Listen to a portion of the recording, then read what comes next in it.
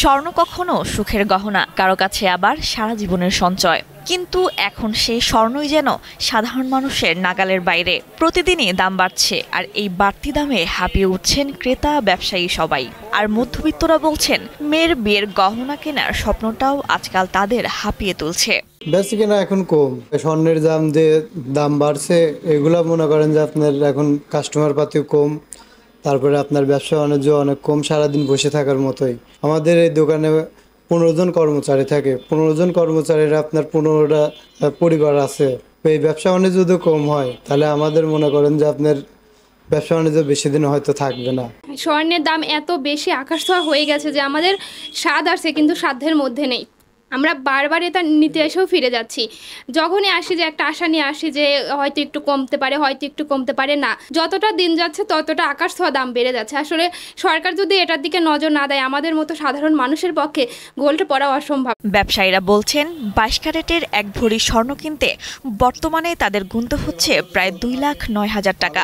যেখানে আগের দিনে 20 থেকে 25 জন ক্রেতা দোকানে আসতেন, এখন সেখানে ক্রেতার সংখ্যা নেমে এসেছে 2 থেকে 3 জনে। অনেকে আসেন শুধু দেখে চলে যান, কিনতে আর পারেন না। আসলে বিক্রি বাটার দাম বাড়ার পরে দাম বাড়তে বাড়তে সাধারণ মানুষের ক্রয় ক্ষমতার বাইরে চলে গেছে।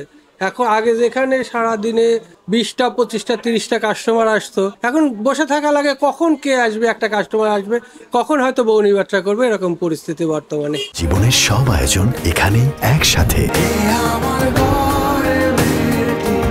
এদিকে স্বর্ণের দাম বাড়ায় চাপে পড়েছেন ছোট দোকানের স্বর্ণকার থেকে কারিগররাও। যারা হাতে গড়া গহনা বানিয়ে জীবিকা চালান, তাদের দোকানে এখন অর্ডার আসে না বললেই চলে। ঘন্টার পর ঘন্টা বসে থেকেও দেখা যায় না ক্রেতার মুখ। তাদের এমন পরিস্থিতিতে সহমর্মিতার কথা জানালেন পাবনা জেলার বাজুদ সভাপতি। এই যে বিয়ের সিজন, এখন আমাদের কোনো কাস্টমারই পায় না। আসলে কাস্টমারটা যারা, যে রেটটা স্বর্ণের বাজারটা যে রেটটা হয়ে গেছে, এই রেটে তো অনেকই কষ্টসাধ্য হয়ে গেছে, আমরা সেটা দেখতেছি।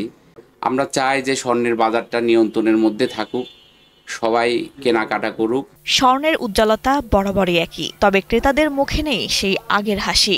দাম বাড়ার সাথে সাথে বাড়ছে সোনার নাগাল, তাই স্বপ্ন নয়, স্বর্ণ এখন অনেকের জন্য দুঃস্বপ্ন হয়ে দাঁড়িয়েছে।